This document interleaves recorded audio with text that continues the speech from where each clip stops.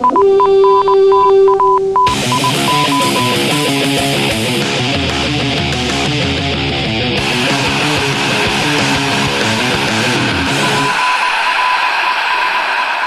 to Norse Code, the number one podcast for your Minnesota Vikings. I am your host, Dusty O'Connell.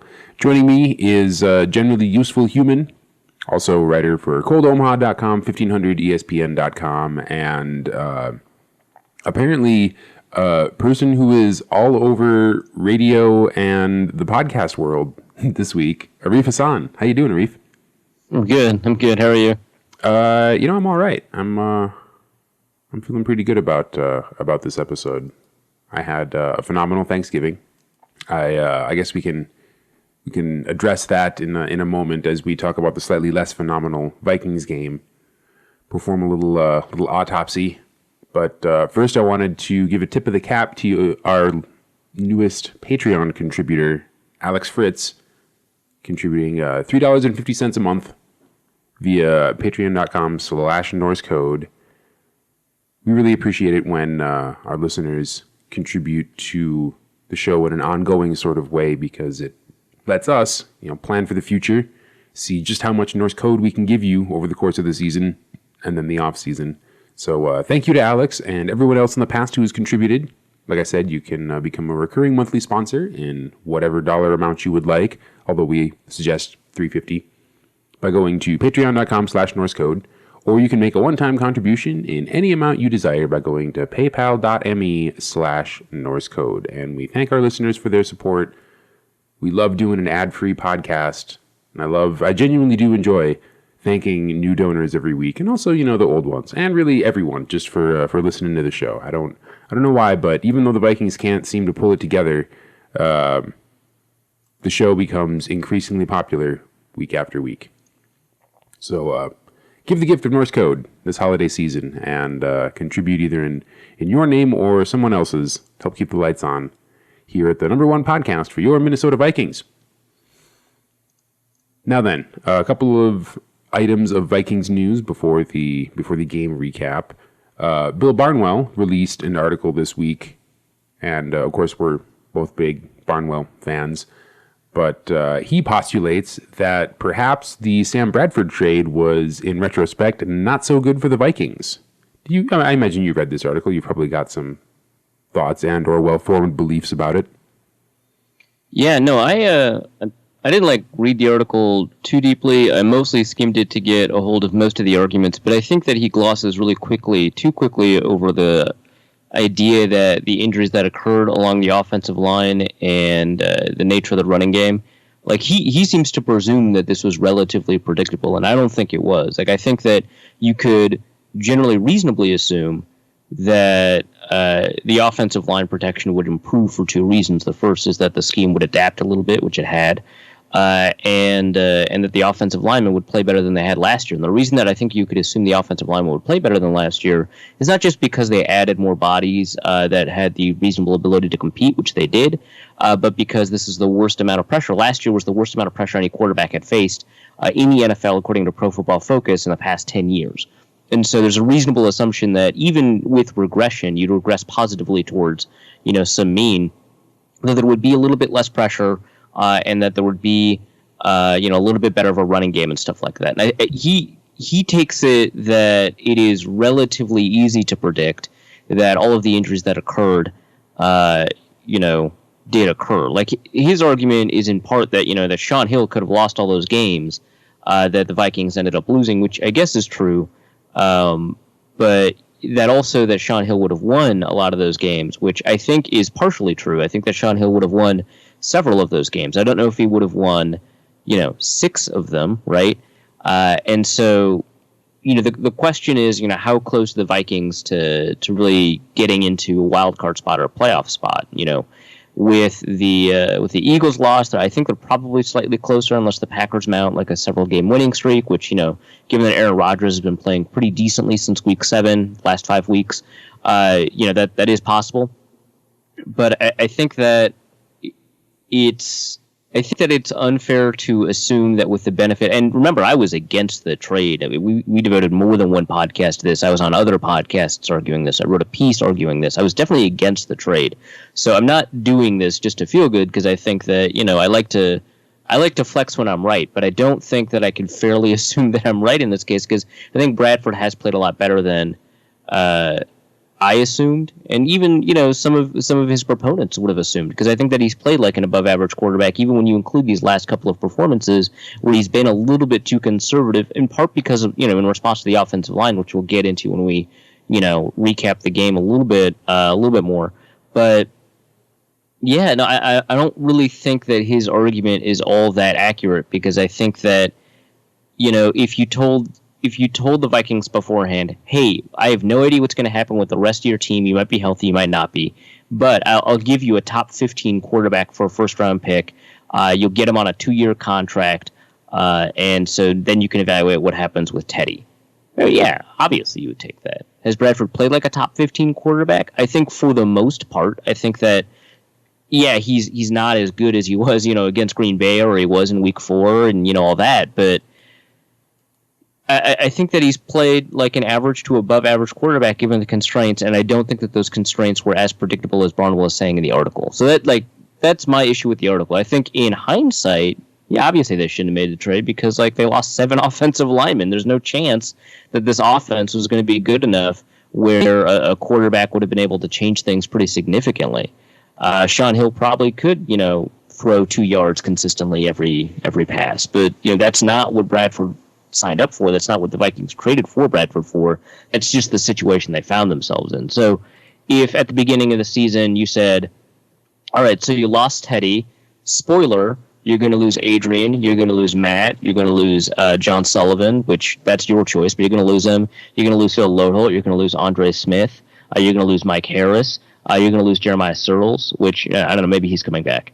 You're going to lose, Joe Berger for a second too. You're going to trade for him and lose Jake Long. Yeah, you're going to lose. You're going to sign Jake Long. You're going to lose him. If you said that, and then the Vikings, and the Vikings were able to reevaluate the situation and be like, by the way, there's also defensive injuries. We didn't even talk about that. You're also going to lose Stephon Diggs for 2 games.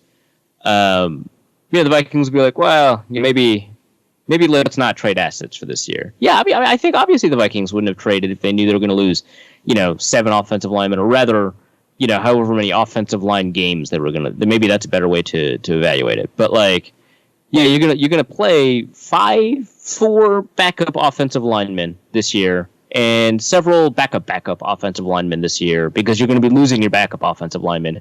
Also, you're not going to have Xavier Rhodes for 2 games. You're not going to have Andrew Sendejo for 2 games. Anthony Barr is going to be ass. So that's surprising, but he's going to be ass. And you're going to lose Shree Floyd for basically the season. Would you still want to trade this first-round pick? Because a lot of those guys are going to come back, and they're going to be good next year. But, yeah, and the Vikings probably wouldn't, right? So, yeah, the trade wasn't worth it, but not in any way that you can implicate the Vikings decision makers who are responsible for the trade as making a bad decision. Which, I'm both happy and sad to say. I'm sad because I'm wrong, but I'm happy because my team made a good decision.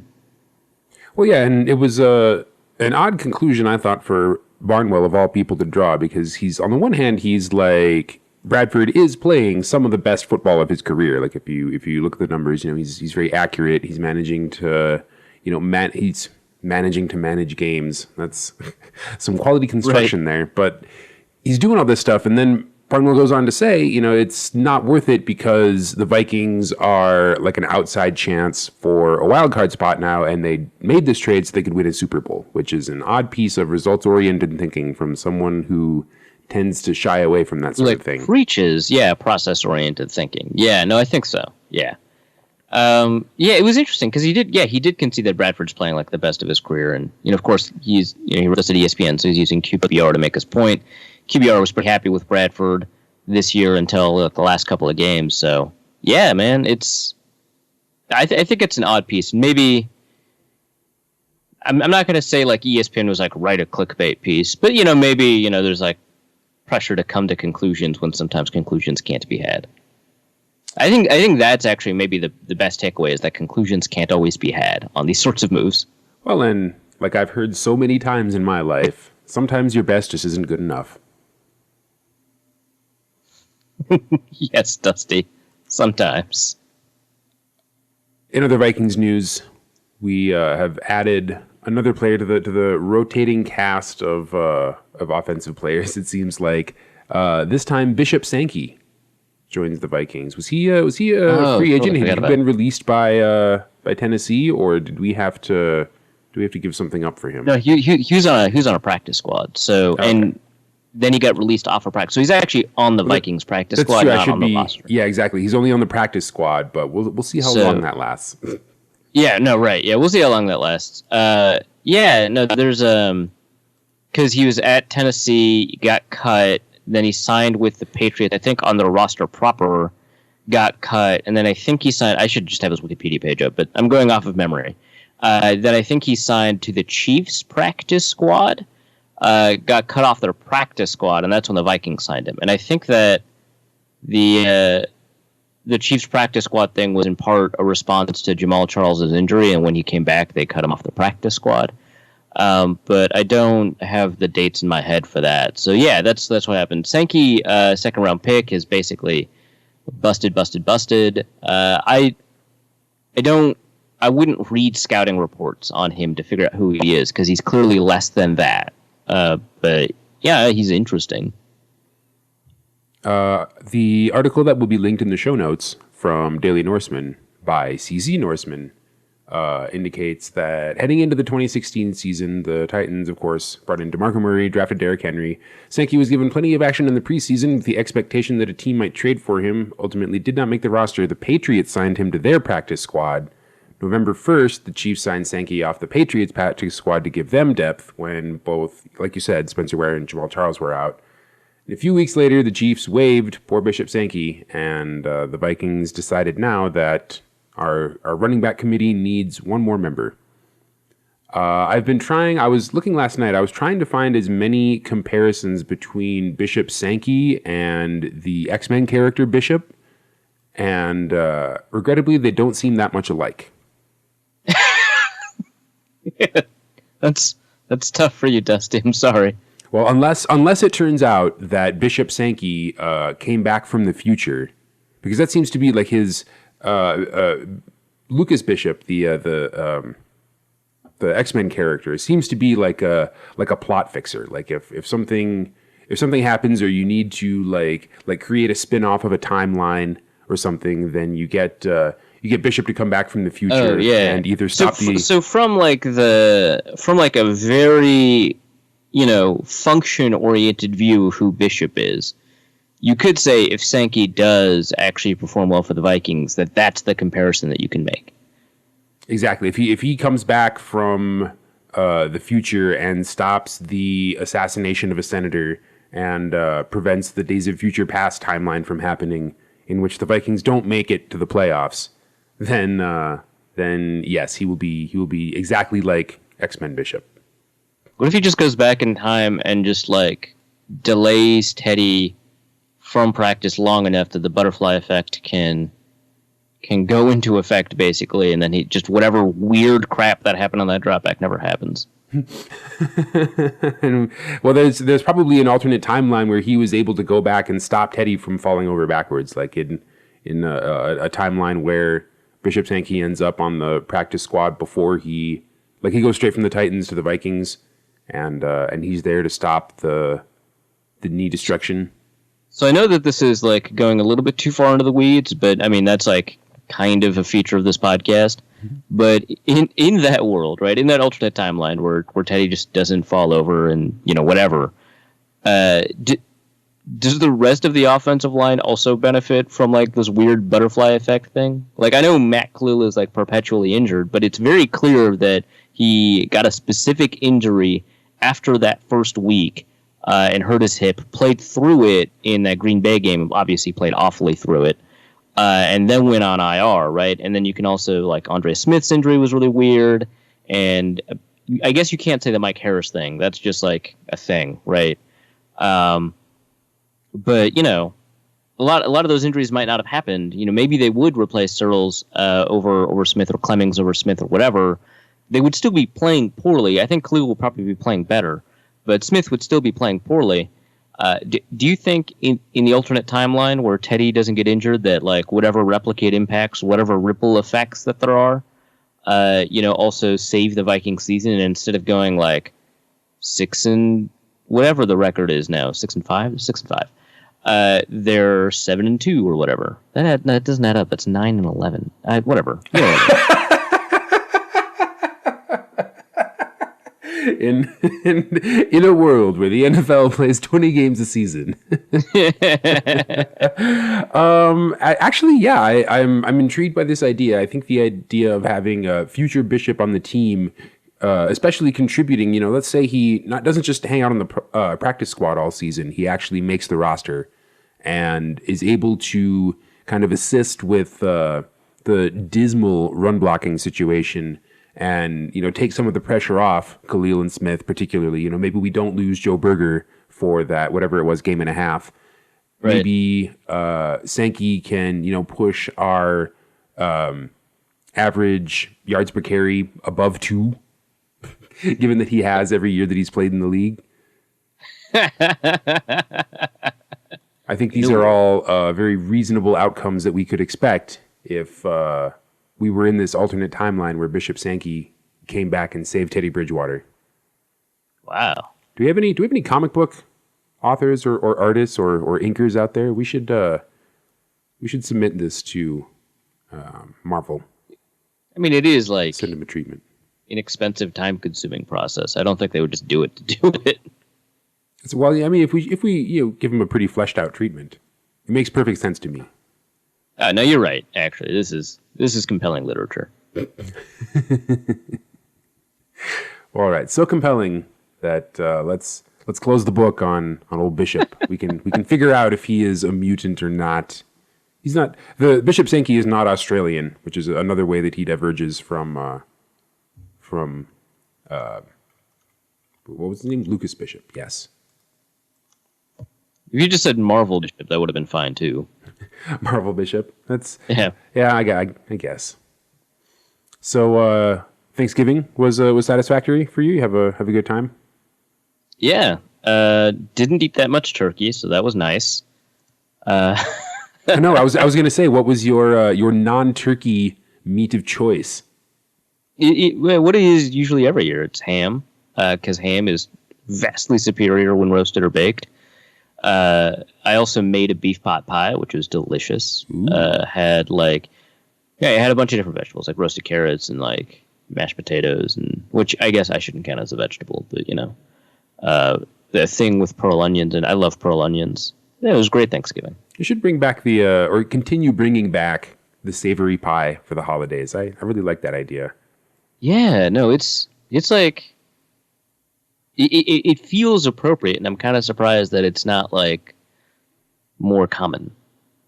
So I went to a friend's family's like cabin up in the mountains for Thanksgiving, where they customarily have their whole family and several friends. So there's 20, 30 people there, and every year they compete for the turkey crown.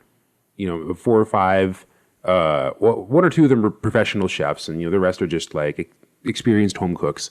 And they all compete preparing a turkey a different way, like with a slightly different method or whatever. And then everybody tastes, and then there's a not very scientific ballot, and through electoral college machinations, somebody wins the turkey crown. So like smoked, fried, roasted, maybe somebody sous vide a breast. Yep. No, although nobody had ever done a smoked turkey. And really? Yeah, I know. That might be the best turkey preparation. We've been over this. Oh, yes, we have. Sorry. So this year I was entreated to the first year, and this caused great consternation among people who have won the turkey crown in the past. Meats that were not turkey were eligible for the turkey crown. Oh, that must have been very controversial. It was extremely controversial, and it had to be like there was a great deal of emailing and then actual like in-person arguing. But then the turkey pope, basically the matriarch of the family, ruled that since only one person had brought a turkey, they can't just have the turkey crown by default. And so, of course, consequently, the professional chef who made lamb 2 ways, both roasted and smoked, won in a landslide. That's rude as hell. Well, it just goes to show, people were rightly upset because, the turkey crown... Because it's a disadvantage to bring turkey to a meat party. Exactly. You have to make it turkey, and you have to make what we agree is, basically the worst meat taste good. Better than the other, iterations of the worst meat for that Thanksgiving. And this year, if you put smoked lamb on the table, turkey has less than no chance. Turkey's like the San Francisco 49ers of the Thanksgiving buffet at that point. Yeah, that's a pretty good comparison. The turkey crown is now the lamb crown, at least for this year. But I thought it was an interesting footnote given our, very strong feelings about turkey. We are not alone. I was able to watch. We actually stuck around. I was afraid we were going to be late for dinner because it looked like the Vikings game might go to overtime. Luckily, we didn't have to worry. Yeah, thank God. Wait. So, first drive takes a long time for the Lions, and I can't help but thinking that this game would have been a lot easier to handle if we'd had Stephon Diggs. Yeah, no, I think so. Especially because the Lions were willing to give up a lot of that short yardage. And Stephon Diggs really thrives there. The Vikings have made him thrive there, which is a little unfortunate. But yeah, no, it would have been nice if Diggs was healthy enough to do some damage, because I think some of the throws that Bradford would have made would have been maybe a little bit different if Diggs was in the game, or would have been more effective if Diggs was the intended target. And so, I think that among many things in games as close as this might have been the difference. It might have kept the Vikings from even having to drive for that final drive that ended in an interception. I think that Diggs hasn't been the yak artist for the Vikings that he was for Maryland, so it is easy to just say, yeah, he would have developed more yards after catch, even though we don't really have a huge NFL resume for that. But I think that we would have designed, plays that were a little bit more aggressive. I think that part of the conservatism was not just because of the offensive line or because of Bradford, but because of the receivers that they had. I think they would have been a little bit more aggressive and had more clear out routes and stuff like that. I think that just a little bit more aggressiveness, and that, of course, assumes it pays off, but I think it does. A little bit more aggressiveness might have been enough to tip the game. A lot of things might have been enough to tip the game. It was a close game, but that's definitely one of them, and I think that is a pretty reasonable assessment of the what-if scenarios. Well, and, you could have fooled me, but this was apparently Laquan Treadwell's first start with the Vikings. Yeah, no, he ended up having something like 34 snaps or something in the game, which is a fascinating bit of news to people watching the game, I think, because he was really only ostensibly sort of targeted once. That was taken away, so he has no official targets, actually, from the game. But he was targeted once. It was the pass interference that Darius Slay had, ended up bobbling out of Treadwell's hands, would have become probably an interception, not a fumble, had it not been called, and that, of course, would have been a great capstone, I think, to Laquan Treadwell's, 3-quarter mark for the season, right? Like that's incredible.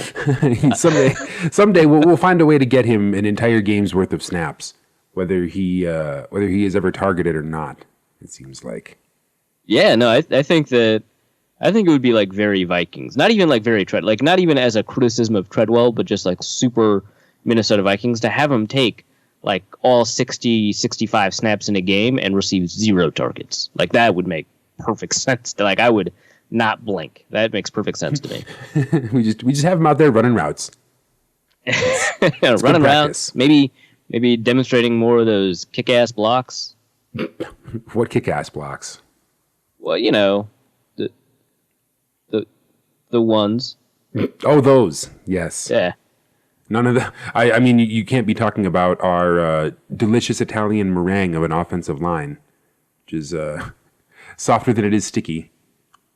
It reminded me of, you ever play StarCraft 2, and you're, new to the game, you're just kind of, putzing along, doing your little thing, get some resources, train some more workers, get some more resources, build the barracks. And then all of a sudden you're just overrun by Zerglings. And the game is over. And you're like, well, that wasn't very fun. I was doing so well, I thought. Exactly. I thought I was doing so well, but I didn't send out any scouts, so I wasn't aware that I was about to be killed. I feel like that was kind of how the offensive line looked. Like, just bewildered by the constant, like, speed and strength of the Lions' defensive line.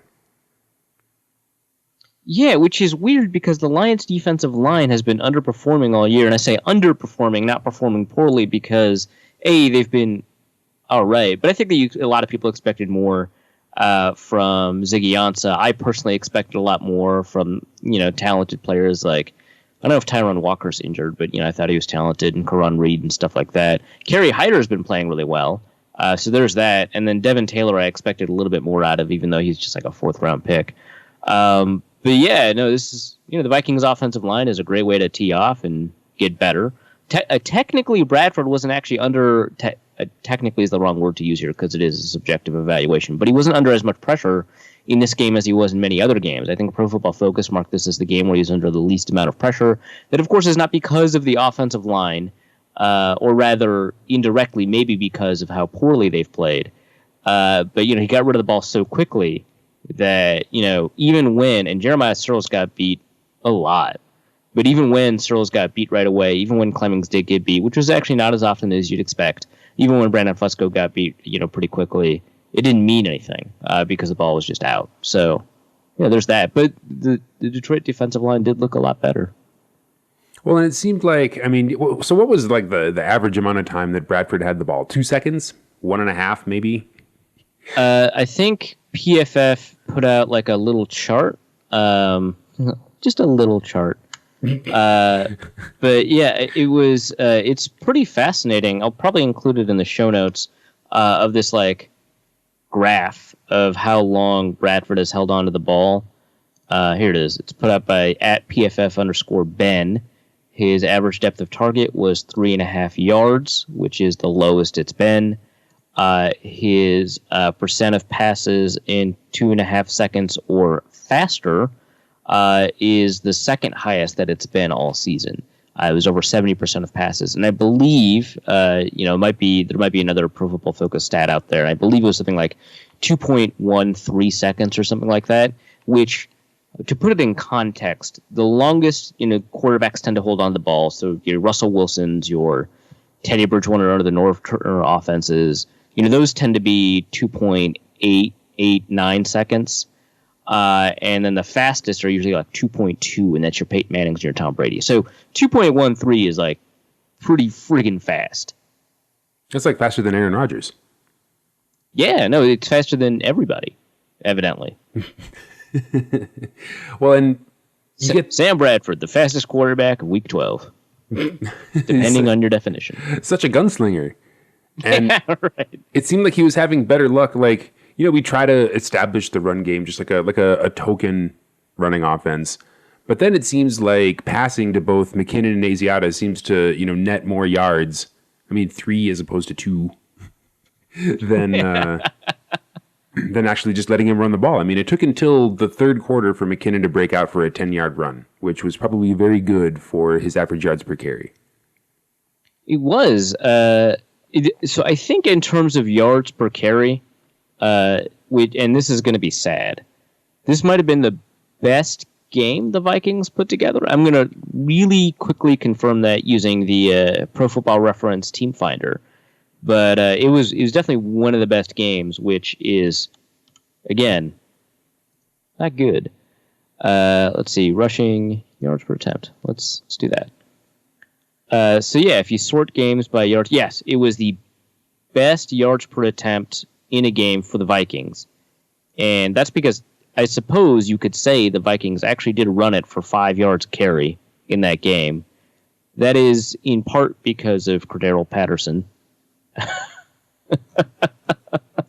Never thought you'd say that, did you? Yeah, but even if you get rid of Patterson, I think that in terms of just the running backs running, it was one of the better games that we've seen from them this season. Jerick McKinnon averaged over 3 yards a carry, which is nice. Matt Asiata averaged well over that, because he had 2 carries that were relatively long, the 5-yard plunge into the end zone and the 15-yard run that happened to happen. So those constituted 2 of his 5 carries. So his yards per carry is pretty high.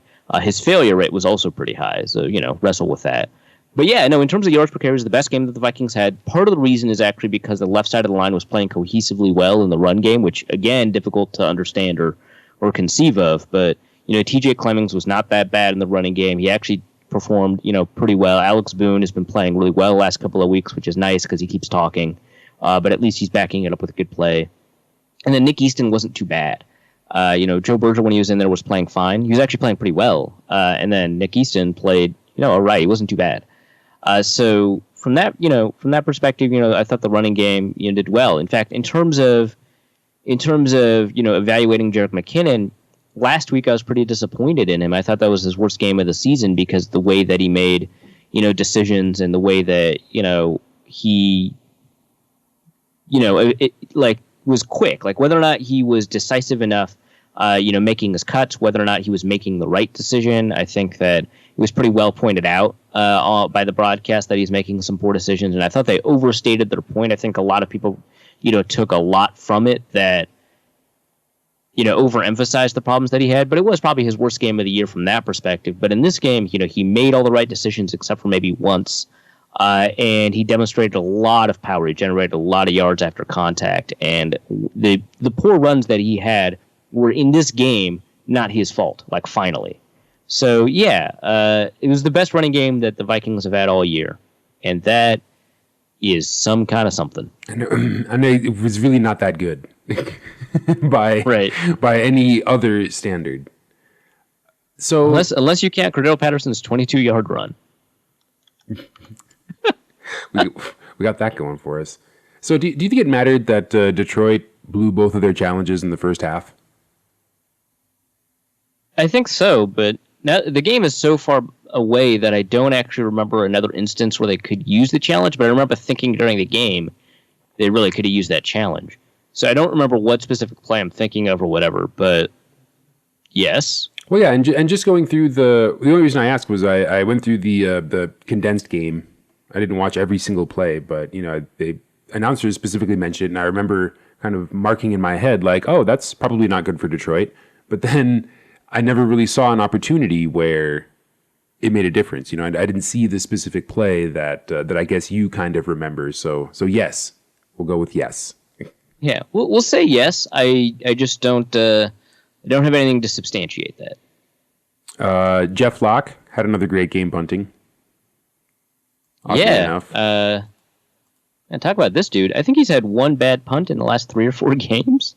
Yeah, among some really, really excellent like land and then roll. Like what was his longest? Like 68, 70 yards? 72. Wow. Yeah, so he had a 72-yard punt, which was amazing.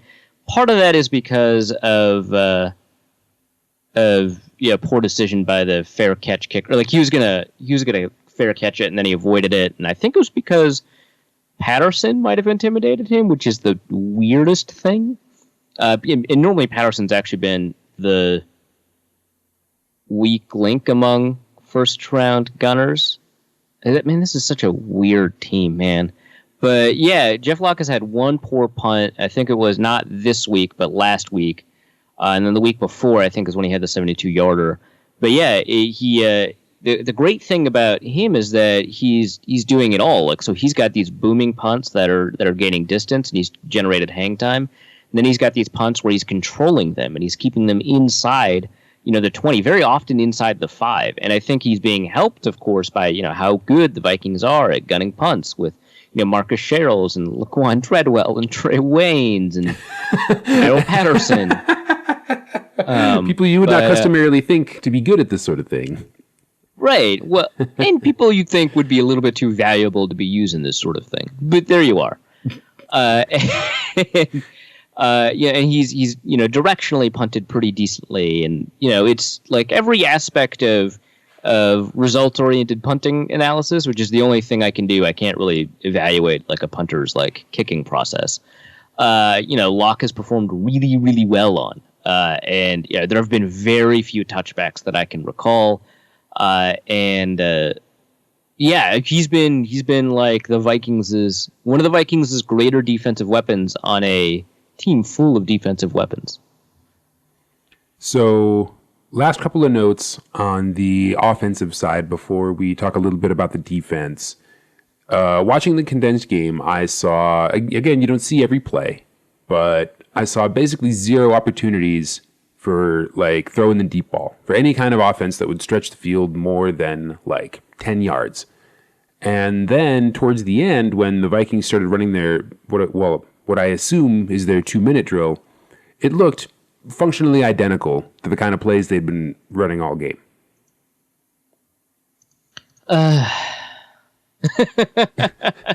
And at some point, like, I mean, obviously they didn't win, but we were able to keep it close. And it's just like at some point, you know, you need to show up to a football game. You can't just have all your best offensive players doing well on special teams. They have to do well on the offense. Yeah, no, so I just don't. I think that the Vikings moved too far in one direction in terms of conservatism, and I think that it is totally understandable and justifiable to make the argument that the Vikings were conservative because the nature of their offensive line and because they were missing, you know, their top receiver. Wait, it seems like they were calling plays with the assumption that there just wouldn't be an offensive line. Right, and that is totally reasonable and understandable. But I think that within that constraint, that you can be one of the more conservative offenses in the league, but still have aggressive plays in there. And that's the issue, is that they were missing, you know, a lot of those aggressive plays. And the thing is, there have been one-step dropbacks where they've been able to target, you know, especially Adam Thielen deep. So Adam Thielen's had catches of 27 yards, 23 yards, you know, deep as a relative term, not like a 30-yard bomb or anything like that, but over 20 yards. They've been able to target Adam Thielen on a one-step drop where the ball gets out of Bradford's hands after either the one-step drop or after a hitch step on the one-step drop, where it hits Adam Thielen past 20, maybe even 25 yards. And it's certainly like possible. And I think that within that, and that they can only do that when it's man coverage and when it's press, but those situations did appear. But within that constraint, yeah, I think that they should have been able to be more aggressive, and they should have thrown, like, I know it's a game plan that had 0 sacks. Like, that was the result of the game plan. And so from that perspective, you could say that part of the strategy was effective. But I think at some point you do have to risk a sack in order for you to just generate those powerful plays. And it's crazy because all year I've been arguing that the offense needs to be more conservative. They need to take into account all of these problems. They need more 3-step dropbacks, more 1-step dropbacks. And then they do it. And I was actually pretty happy for, you know, the last 2 weeks with that in mind. But then I think they just went too far. Like, I think they were just like, well, we don't have an offensive line. Berger's gone. We've got Searles in there. TJ Clemmings is our left tackle. You know, that's it. We cannot protect for more than 2 seconds. And so, yeah, they went, I think, too conservative. And if you watch the offensive line, it is again extremely understandable. Searles getting beaten right off the snap by Kerry Hyder. You know, Ziggy Ansah doing pretty well at times, not always, but at times against TJ Clemmings. See Brandon Fusco kind of giving stuff up to a washed Haloti Ngata. And you look at those and you see that happen, you know, play by play, and you're like, well, I get it. But at some point, you just have to risk it. You maybe even have to play action rollout, which takes 7 steps. It's a very long play. Bradford is obviously not super mobile. But you have to find some way to just generate enough protection and time, maybe keep the running back in there, because McKinnon is doing pretty well as a pass protector, and Asiata, aside from, you know, 2 games this year, has been a pretty good pass protector. Maybe you keep other people in. I mean, Rudolph did all right one-on-one against a defensive end a couple of times. Maybe you keep some extra people in just so you have those deep shots and you take them. But yeah, that's where I'm at. And it would be nice if we could convert on 3rd down sometime before halfway the third quarter. That's a good way to score points, it turns out. Turns out. So Anthony Barr, who is ass, as you said, or who has been playing like ass lately, finally records a sack early in the third quarter after 2 of Stafford's 3 successful scrambles for first downs. Why couldn't we get to Matt Stafford? What was that about? I don't know. He was really good at navigating the pocket. It actually kind of reminded me of his play his rookie year, where he was pretty good at navigating the pocket. He's never been known as a super mobile quarterback, and he much prefers to be a statue. But I think that he's kind of proven that when he's given the space, he knows how to take advantage of it.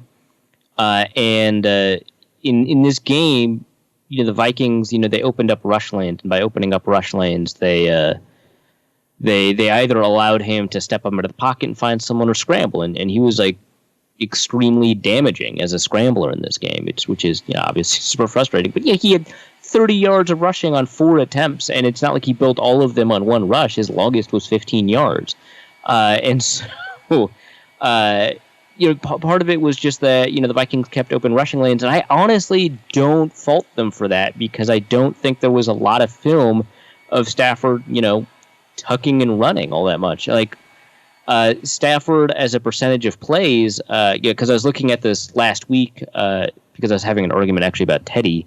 I was looking at the percentage of plays that quarterbacks run versus the number of times they either take a sack or pass the ball. And, Stafford predictably is below the top 15, which means he's below, generally speaking, an NFL average starter in terms of like just tucking and running. And this year, if you get rid of those 4 rushing attempts, he's only had 23. So I understand like why the Vikings, and he only averaged again, this is not surprising. He's only averaged 3.4 yards a carry over his career as a rusher. So I don't fault the Vikings for creating open running lanes for him or anything like that because he doesn't take advantage of them usually. But in this game, he did. He did a really good job sensing pressure off the edge, which is where most of it was coming from. And in this game, the Vikings actually did generate a lot of pressure. They just didn't get home as often as you'd like. They ended up getting at home at the end. It would have been nice if that had happened, a little bit sooner or on a third down or something like that in the whatever quarter. Because it's that's the game, right? It would have been the difference that would have prevented the Lions from getting a touchdown on that drive or a field goal on that drive or whatever, and that would have been probably the difference in the game. So they got a lot of pressure. They forced him to be conservative when he was under pressure. It just they didn't finish until near the end of the game. So I don't really have a ton of answers as to why they didn't get home, except to say, Stafford negotiated himself out of pressure. It wasn't because the offensive line was playing necessarily all that well. It was because Stafford was unusually good. And this is I want to emphasize that he was better at this in this game than he has been throughout most of his career. And I don't think it was because of the Vikings defense at just getting out of pressure and finding space in the pocket or finding space for a first down. And, the Vikings did play a lot of man coverage, which, again, was something that I really didn't want them to do. I'd strongly recommended against them playing a lot of man coverage in this game for different reasons. But playing that much man coverage gives that kind of space to a quarterback to run, even if it's not a quarterback that tends to run. So if they played a little bit more zone coverage, there wouldn't have been as much space. They ended up assigning a spy to Stafford, which is the craziest thing in the world to me, but it happened. And he was able to get out of that situation. So you talked about the prevalence of man coverage on the defense in this game, and you saw a lot of Xavier Rhodes, I guess maybe tackling as the catch was occurring, or maybe half a second after the catch, as opposed to getting his hands in and trying to break up a pass play before the receiver gets a chance to take it down. Rhodes has committed a couple of very unfortunate, very long PI penalties this season, attempting to break plays up. Do you think the prevalence of man coverage had something to do with his, ability to take players down and save a touchdown in the first quarter and then definitely save one in the second? Yeah, actually, that's actually the reason that I wanted the Vikings to play a lot more zone coverage in this game, is because the way that the Lions play is that they generate yards after the catch, and they have missed tackles from just this plethora of after catch receivers that are extremely, like Golden Tate, like has led the league in broken tackles by a receiver ever since Percy Harvin stopped being a thing, and so. The reason is because man coverage creates poor tackling angles. You're often behind or next to the guy who catches the ball, and they get to usually make the first move because of the way that the passing rules work out. The nature, like if you get to make the first move, it's usually because you're committing pass interference. Just the way the rules work out now. But zone coverage are very often, on top of or ahead of the receiver, or, you're looking at the quarterback so you have an understanding of where and when the ball is going to arrive and stuff like that. And I don't think that zone coverage is inherently better than man coverage, but against a team that thrives on yards after the catch, I think that it would have been, much, much better for the Vikings to be in zone coverage. That said, I think Xavier Rhodes had a pretty good game. Right? Like, I think that the biggest issue in the game was Trey Waynes, who, a lot of people might remember had some pretty good pass deflections, but, also, he's targeted a lot for a reason. The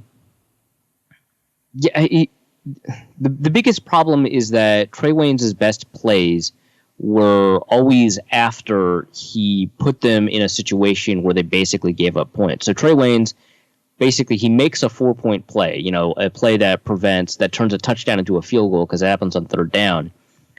But he was only in position to make that 4-point play because he just gave up an enormous amount of yardage that basically gave the Lions 3 points so that they were playing for 4 points in the first place.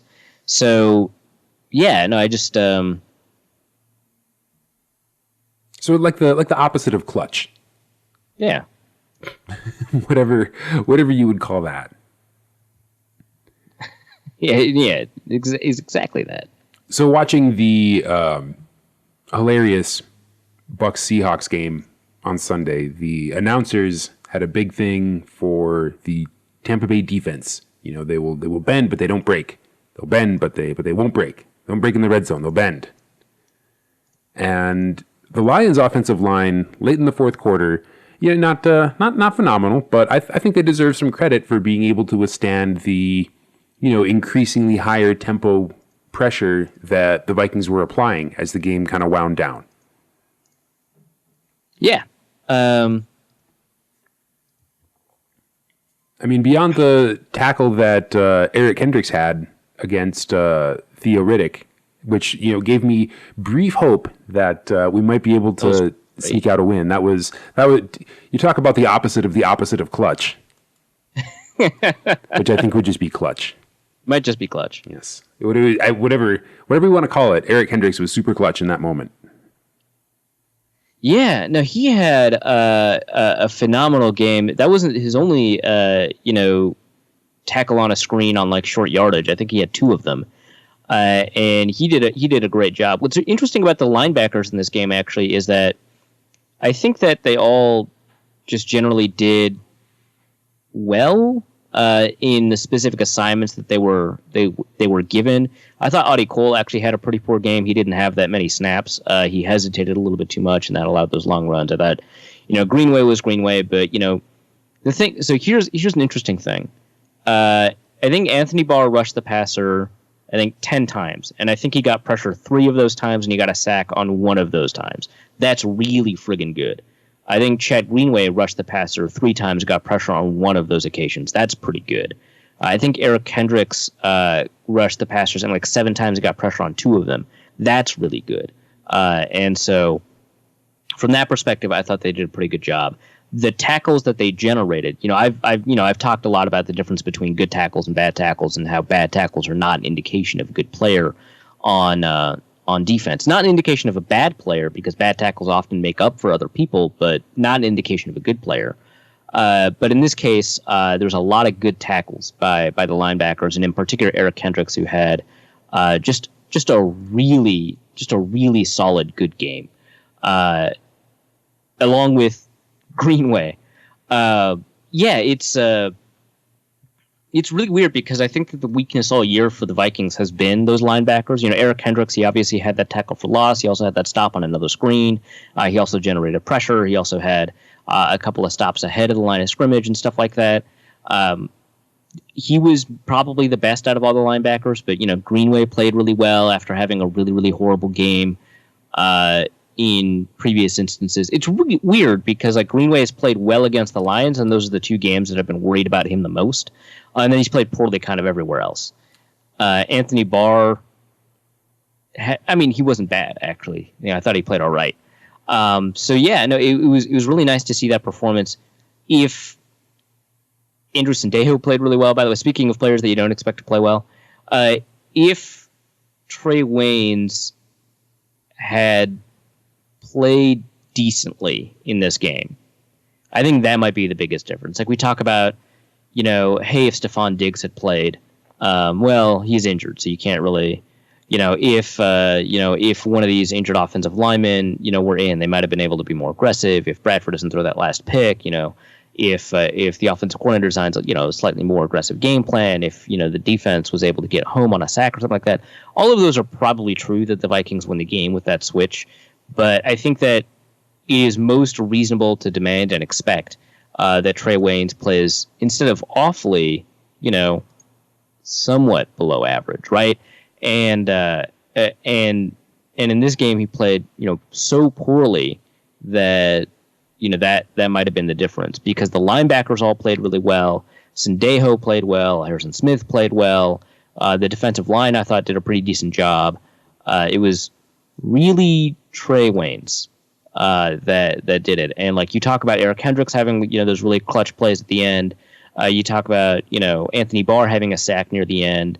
You take a look at Linval Joseph doing a pretty good job generating push. He's actually one of the reasons that Danielle Hunter got the sack that he did, or one of the two sacks that he did. And you see that holistically, most everybody on most of the units on defense played really well. That makes a lot of sense. They only gave up 16 points. But they might have only given up 6 points if Trey Waynes had played a below average cornerback instead of a very, very bad one. Wow. If wishes were horses, we'd all be eating wish meat. Would we? Do we normally eat horse meat? Is that... You don't? It's better than I guess turkey. not typically. I haven't really evaluated that. I guess I haven't either. It's all conjecture at this point. So at the very end of the game, of course, we were all right there for the we'll call it inopportune interception that ended the game. So that happens, right? And then Vikings Facebook and Vikings Twitter lashes out and is just Bradford's finished. Throw the bum out. And and that seems I can understand the reaction. It was a very frustrating moment where win probability turned a lot. But at the same time, I want to agree with the stuff you're saying about how if Trey Waynes had just not been abysmal, the Vikings probably wouldn't have been in a situation to be picked off with less than a minute left. You can look at the win probability change on PFR or whatever, but how do you feel about Sam Bradford throwing a third interception after throwing approximately 6,000 passes in the course of that game?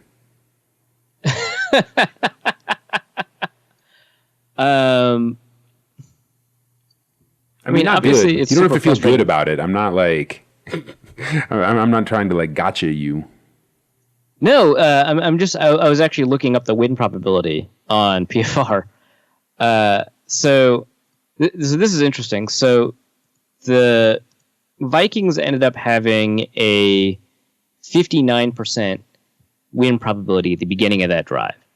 After the touchback, it was, I think, 59.2% or something like that.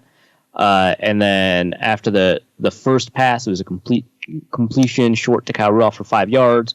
It was a 59% probability.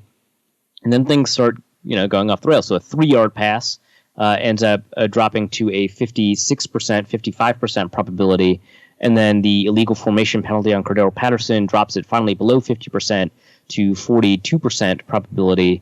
And then the interception, of course, you lose 33% of probability. So you go from like 40 whatever to 16, 15 even.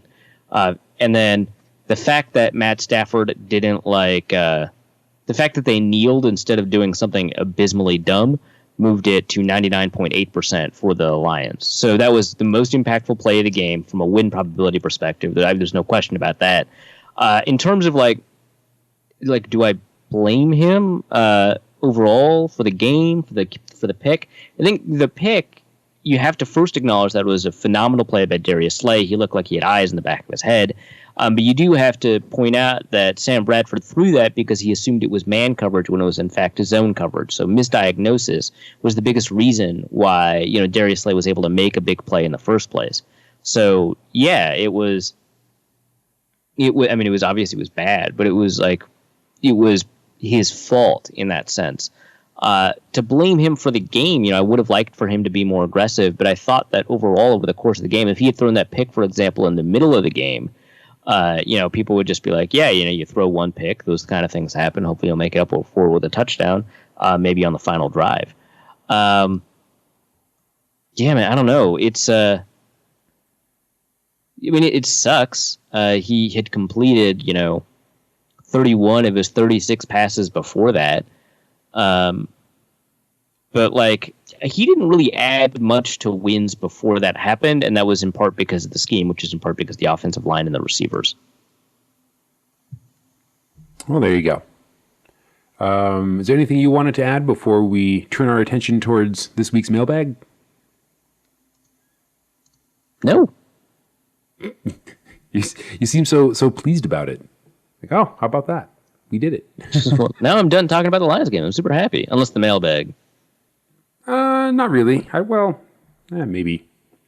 We can keep talking about Sam Bradford and how much we do or don't like him. John Belk writes in with a question submitted via email, which you too can submit questions via email. Send them to norsecodepodcast@gmail.com. Anyway, John writes, what's your current projection on a return for trading Bradford next season? Trading Bradford? Would we do that? Probably not, unless Teddy is super man. I needed a better word to finish that. Super person. Yeah. Yeah. No. If Teddy's recovery is proceeding at an extraordinary pace, then you have Bradford on this 1-year contract, a relatively expensive 1-year contract. I don't know that you could trade him for much.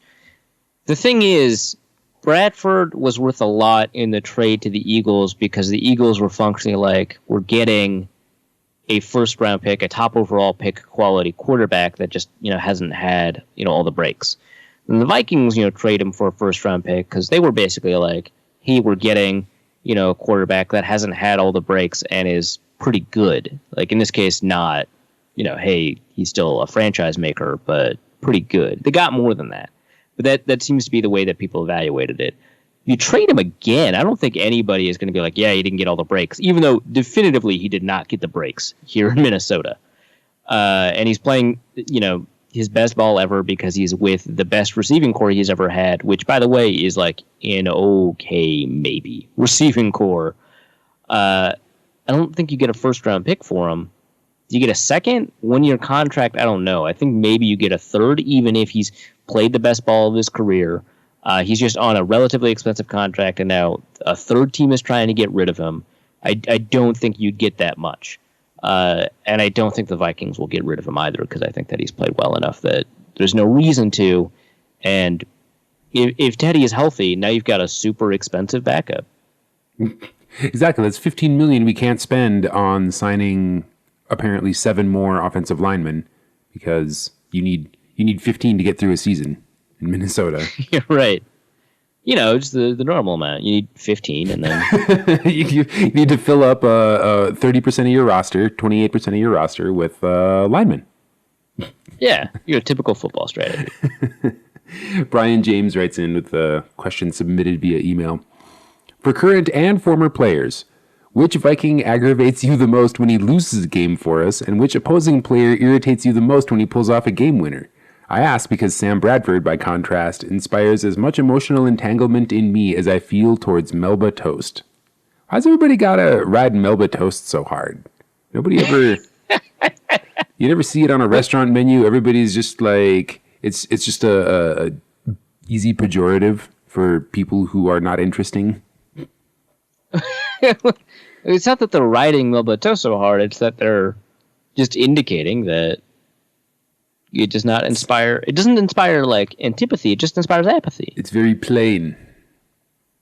Right. It's actually pretty good with like goat cheese and like cranberries. Anyway, yeah. I mean, yeah. Brett. I think like Bradford losing the game on that pick did not like piss me off that much, right? Like, so I guess that's fair, right? Because if a particular player loses a game versus a different player, you know, you're some of them are just gonna like throw you for a loop, right? And just, you know, built on like years of this player's been frustrating, has not been frustrating. Obviously, Cordero Patterson comes into mind, right? Like, I don't know if there's a more obvious pick than him, but there the fact that he's is. been playing. There definitely is. Blair Walsh. He's not on the team, and you can't pick him. Current and former players. Oh my gosh. Yeah, so open up the whole back catalog, and I'd still say Blair Walsh. Yeah, and I can't. I don't think any football player has ever made me actually do Surrender Cobra before. Yeah, before the kick. Exactly. Man. The thing is, I think for a lot of people, also Blair Walsh has forced you into resignation, right? And then there you don't have as much of an emotional investment in like hating what happened or hating the player. You're just like, well, I mean, get rid of him, man. This take out the garbage. Like, oh, it's a game-winning 31-yard field goal. I guess I'll just go watch something else. This is gonna hurt. Right. Oh, an extra point that could mean the difference. Oh, well, he's gonna miss that.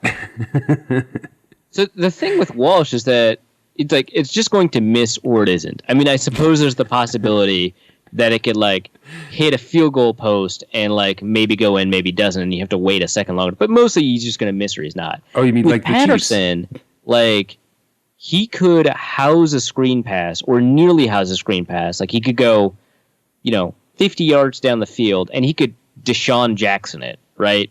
He could like let go of the ball in celebration before he crosses the end zone, and an enterprising player could just pick it up, right, and return it back. And, maybe that would have been the game-winning score. Maybe you're down by 3 or whatever, and that would have been the game-winning score, and then he does that, and another player picks it up, returns it back far enough that a kneel isn't to safety or whatever, and then just, like, curls up so that they can kneel out the game. So, like, Patterson would do that. Patterson would raise your hopes and then crush you, right?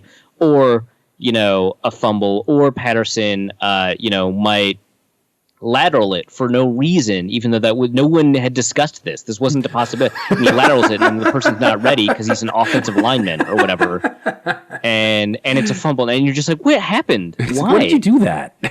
Or Patterson will get position on a deep route, right, and the quarterback throws it well enough, and he just like loses it. Like he just loses position, right? He's just like, I'm 2 steps ahead of this guy. The ball is thrown ahead of me, and I decided to overrun the ball. Right, so like that kind of thing, you could totally see. Like Blair Walsh is just going to miss it, or he's not going to miss it, and you're just going to be angry or relieved, not happy, but relieved. But it's the myriad of ways that Cordero Patterson can bungle things. That yeah, and you're just like, man, this dude. All right. So in history, I would probably include like Troy Williamson. I know a lot of people might include Adrian Peterson, and that would frustrate me if you like game-winning fumble or game-losing fumble rather. But man, I can't think of a more current thing that would annoy me more than Patterson. And I've just been in his corner for the second half so far of this season because he's been playing well. Well, just you wait. He'll find a way to disappoint us all. Now that there's no Blair Walsh to do it. Right. I can't think of one historically. Like Walsh, I understand for a lot of people, but I think for a lot of other people, it's just like, yeah, whatever. Peterson, for a lot of people, would piss him off. For a lot of people, would be like, yeah, whatever. Or like, yeah, well, he gets one, which is like crazy because he's been in a lot of critical situations where, yep, screwed it up. Maybe Ponder, Troy Williamson, not even Fred Smoot. Patterson. Sorry. All right. Which opposing player irritates you the most when he pulls off a game winner? Carson Wentz and Aaron Rodgers. Those two. Ooh, yeah. I got to put Tom Brady on that list, but that happens pretty rarely against the Vikings. So yeah, no, I think Aaron Rodgers is the prohibitive favorite.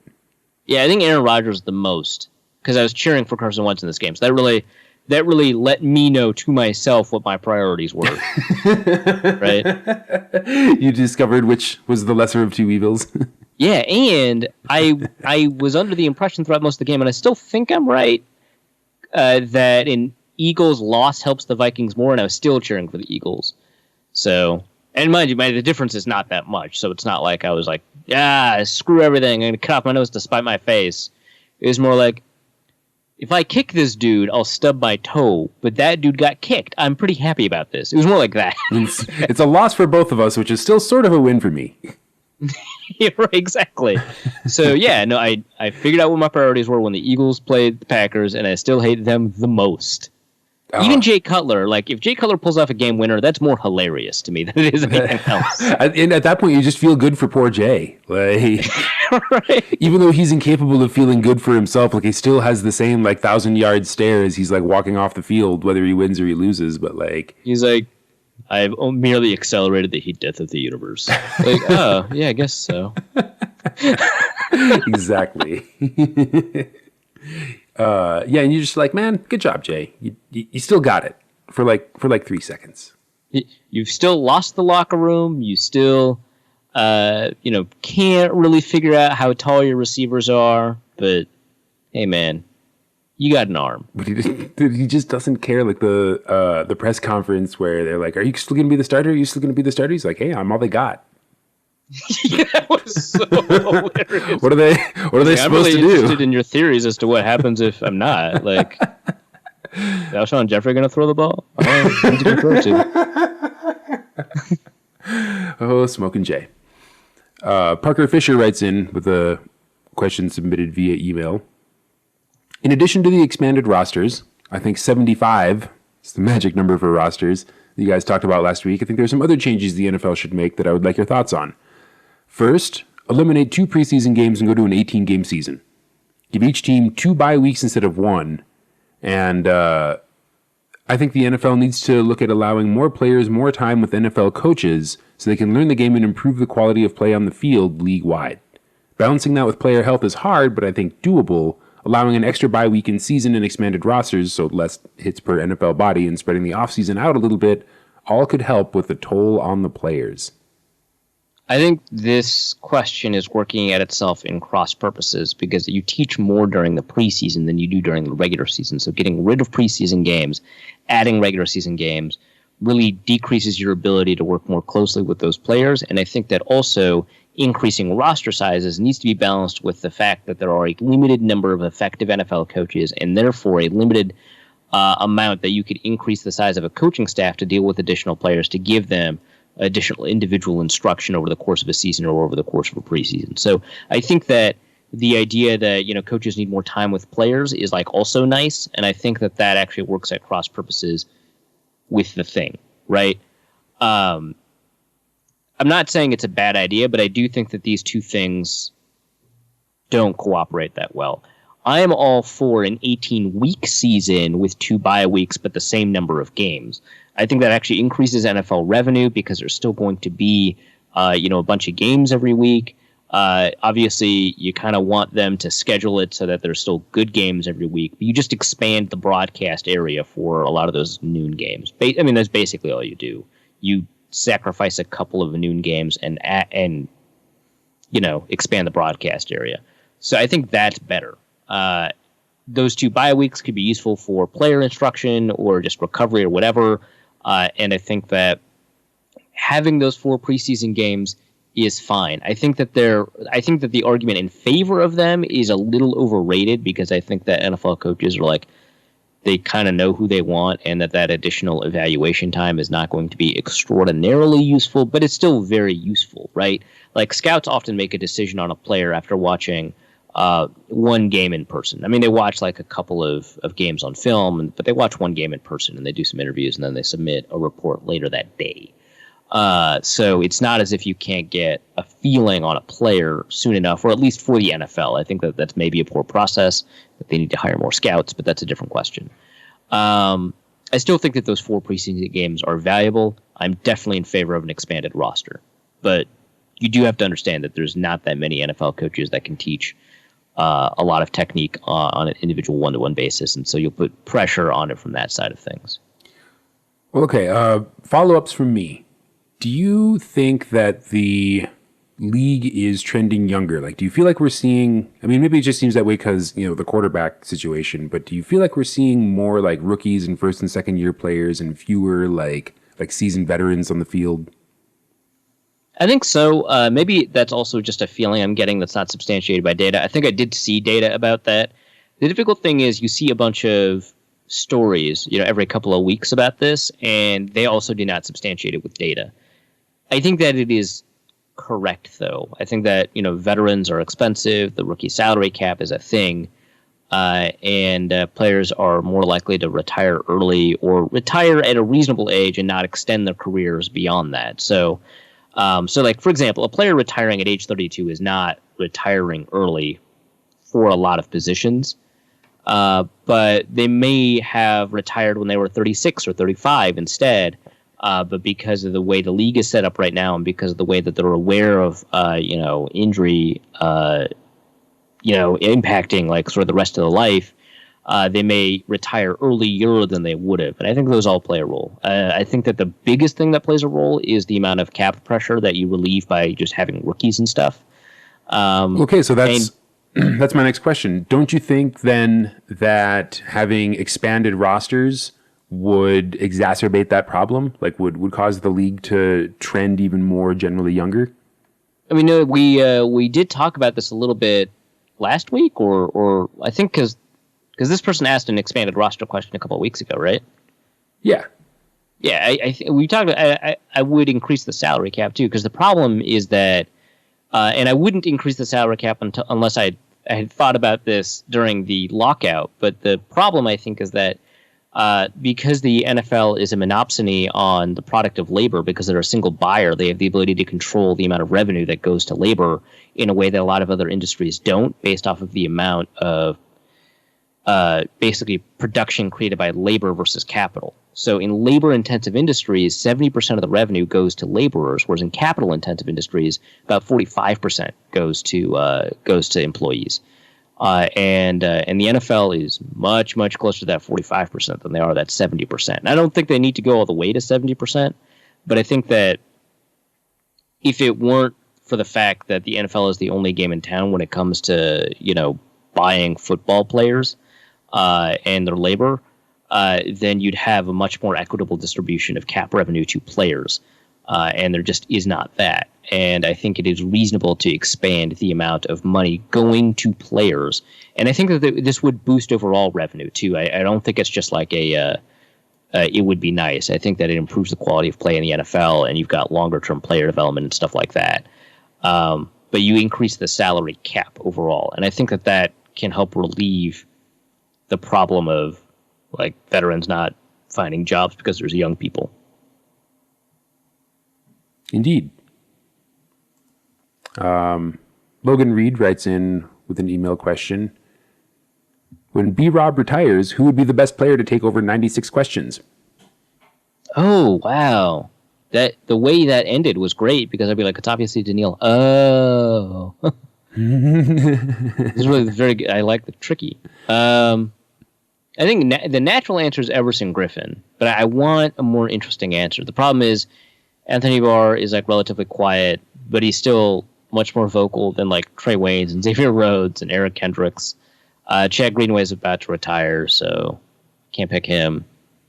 Are there any? I don't think there's any. Maybe Jerick McKinnon, but they would just make fun of his voice all the time. Why does he have the Mike Tyson thing? A little bit, not like a ton, not as badly as Everson actually, but they don't make fun of Everson. He's a beast. Yeah, hassle Everson at your own peril. Right, man. I'm sure someone's gonna like tweet back with the perfect. I'm sure Jay-Z Hoodie already has the answer and he's just like shouting it in his head while he's listening to us. But I can't really think of. Oh, it's probably Alex Boone. Man, he's been kind of annoying. Still, it's probably him. All right, Alex Boone, final answer? Yeah, I guess. Lock it in, maybe. Sorta. Now to Twitter. Adam West at AWestE1 writes, will the Vikings attempt more than 2 passes that travel 10 yards this week? Maybe, but I bet they'll both be to running backs. That's... Like travel more than 10 yards in the air? Yes. That is my wildly irresponsible prognostication this week, is that every completion over 10 yards will go to a running back. Kyle Rudolph's going to get one at 12. It's going to ruin it. Like, it's going to be like a bad beat. I would actually be okay with that. I could. No, I think so. I think that they have also diagnosed the problem, right? I mean, even Sam Bradford was like, more explosive plays would be nice. Brian Orcutt at Brian029 writes, why do you think the Vikings are not that great against the run? Teams are always able to run against us, and Dallas might feast. Well, Dallas is going to destroy us. This is going to be my least favorite game of the year. I can promise you that. But maybe the best matchup of the week, and when I say this, I have not looked at any other matchups this week, but maybe the best matchup between any 2 units this week could be, or is likely to be, the Dallas offensive line versus the Vikings defensive line, because the Vikings defensive line is good. The problem with stopping the run has more to do with the linebackers and less to do with the defensive line, unless it's like Shamar Stephen in instead of Linval Joseph. And Shamar Stephen has been okay. Like, I'm not ragging on him or anything like that, but Linval Joseph has just been so good that the difference is so stark. I mean, I don't expect big things for the Vikings, defensive front in this game. But I don't think that matchup is as poor as you'd initially think, right? Because you'd say, hey, you've got the Dallas offensive line and Ezekiel Elliott and just a pretty good running game, maybe the best running game in the NFL, right? Probably the best, because I think they've got the most yards and the highest yards per carry, whatever. Best running game in the NFL. And you've got a team that is just not that great at stopping the run. Well, obviously, the best running game in the NFL will feast. And I think that might be true, but I just think that, Anthony Barr, who, like I said, has been playing like ass this season, has played better the last 2 games. Eric Hendricks has played really well the last 2 games. The Vikings defensive line is pretty good. So I think that the Vikings will be merely walked over instead of trampled in the run game. Sort of on that topic, Alex Goebel at Uleron writes in, how exploitable is Dak Prescott? I feel as though Zeke and his offensive line cover up some faults. This is actually really difficult. So Dak Prescott is very good and has not showcased many weaknesses. The thing is, a lot of those weaknesses will probably show up at some point later in the season or next season or something like that. He might show tendencies that are not immediately obvious to people during the season, but can be exploited later. And so it's not like those weaknesses aren't there, it's that they're not immediately obvious because he's shown poise and pressure against pressure in the pocket. He has navigated that pressure really well. He's obviously not faced a ton of it because of that offensive line. But when it has arrived, he's done a pretty good job. He has had a league average drop off when it comes to play against the pressure. I think his passer rating has dropped off 30 points, but that's only to have a 79 whatever rating against non-pressure. Or against pressure, which is pretty good when you consider the fact that he doesn't get pressured that often. He's got legs. He has the ability to take advantage of open running lanes better than a lot of quarterbacks can. He's showcased a much better arm this year than he has in college. He has accuracy throwing outs and deep outs, as well as, in the middle of the field. He does a pretty good job reading defenses. So exploitable tendencies, not a ton. I would say he's a conservative passer. And that's like really difficult, right, to say, because like the Vikings have gone up against the conservative version of Eli Manning. They've gone up against Carson Wentz. They themselves have Sam Bradford, who are all very, very conservative passers. And so to say Dak Prescott's a conservative passer is true, but he's not as conservative as those dudes. So, he's shown like a lot more aggressiveness than them.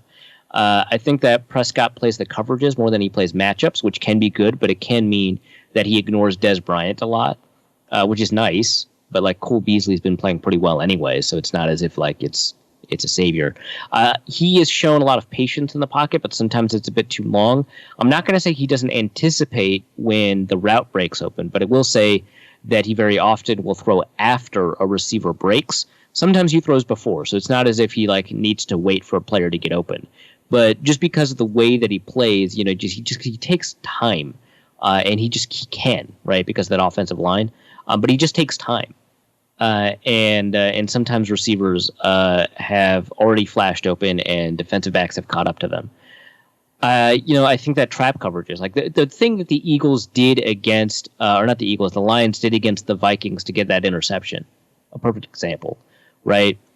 What the Packers did against the Eagles, against Carson Wentz, not on that interception, that was just a really bad throw, but just in general. Trap coverages, showcasing one coverage and switching to another, I think would be, a great way to take advantage of a rookie quarterback. I think blitzing often is fine. Like, I know that, blitzes leave you vulnerable to run actions and short dump offs and stuff like that. And as a conservative passer, he's going to be okay with the short dump offs like Jason Witten or Ezekiel Elliott. But I think that, the few instances where he hasn't played at like a super high level as a quarterback is when he's under pressure, and he's just not under pressure that often. So you have to take away the middle in particular, because against edge pressure, he just steps up. If you put pressure up the middle, he does better than a lot of quarterbacks because he can throw off of like an awkward throwing angle and stuff like that. But really, he tails off a lot when he doesn't give himself like clean mechanics. And so if you get pressure up the middle with those double A gap looks that the Vikings have not abandoned, but have moved away from on third down in favor of like having Brian Robinson stand up and stuff. I think if you go back to that, I think that you're probably going to be in a better situation. So those are like the things that I would be looking for against Prescott, but it's tough because he's simply playing well, and his supporting cast is just phenomenal and extraordinary. And so, one strategic decision is going to leave up another strategic option for them, and there's not a lot of moves that you can make that are like just strictly good. All right. Well, I know you've got a radio engagement to get to shortly, so we'll wrap it up with one more question from Cody B at CBAX Star. Yes, on Twitter. Sure. Are you worried about Diggs' durability? He dropped in the draft due to college injuries and plays physical for his smaller frame, and he has missed 2 games already. Not until we see maybe another injury this year or an injury early in the next year, because players miss games due to injury. He did suffer he had a lot of injury problems in college, so I will say that, and that's a problem. But I think, I'm not going to say injury proneness doesn't exist. This is a position I've held for a long time, that injury proneness doesn't exist, but it's hard to predict who's injury prone early in their careers is maybe a better one, and that we very often interpret, if injuries are randomly distributed every year, some players will just get injured more often. Like, that's just a fact. Even if they're not more likely to get injured, they will just get injured more often. And so it's kind of confirmation bias from a player who gets injured again, even if they're not necessarily more likely to get injured. So it's very difficult to tell who's injury prone. But, for a player who might show signs of it, Diggs, I don't think he's shown enough for us to be like, he is actually injury prone. So he doesn't have recurring problems like Matt Khalil, who to me was more injury prone before the season, where he hadn't missed a game, than someone who had a lot of injuries in college or anything like that. Like, he's more injury prone than I think Stephon Diggs, right? So I'm not worried about him yet. Maybe if he gets another injury this year or at the beginning of next year or something like that, that would bother me. But like, no one really called Adrian Peterson injury prone before this season. He's not had that many 16-game seasons. And this seems to be a pretty similar situation where, he's not going to have a 16-game season, but it's not like that big a deal. Well, there you go. You can find Norse Code wherever fine podcasts are aggregated, iTunes, Stitcher, and the like, or at dailynorseman.com, hosting the entire Norse Code archive, or at norsecodepodcast.com, our website, where you can find links to our Facebook page, facebook.com/dailynorseman, our Twitter feed at NorseCodeDN, and our YouTube channel, which you can subscribe to and get instant updates when new episodes arrive. Feel free to contribute a few bucks if you believe this show is worth anything to you. We'd like to think so. That's why we've been doing it for the last 4 years, almost. And you can do that by becoming a monthly contributor in any amount you would like at patreon.com/NorseCode, or you can make a one-time contribution at paypal.me/NorseCode. So please consider that to help keep Norse Code ad-free in perpetuity. We will potentially reconvene. These short weeks, I tell you. Although it's actually not really a short week. It's just a regular week that goes Thursday to Thursday. Right, but we didn't, plan around that, plus it was Thanksgiving, so... Yeah, whatever. So short week it is, but we will attempt to reconvene for a more thorough breakdown of the overwalking that is going to be the Dallas game. But until then, you've got episode 162 of Norse Code. Well, actually, not anymore. Now you're done with it. So until episode 163, spoons out. And we'll see you then. Norse Code is the official podcast of the Daily Norseman SB Nation blog and is produced with cooperation from Pompous Jerk Productions. Pompous Jerk Productions. Attitude with attitude. The opinions expressed in this podcast are solely those of their contributors and do not reflect official positions of the Minnesota Vikings, SB Nation, the Daily Norseman staff, or PJP. No information in this podcast should be construed as gambling advice. Please obey all local gaming laws. Our formula is this. We go out, we hit people in the mouth.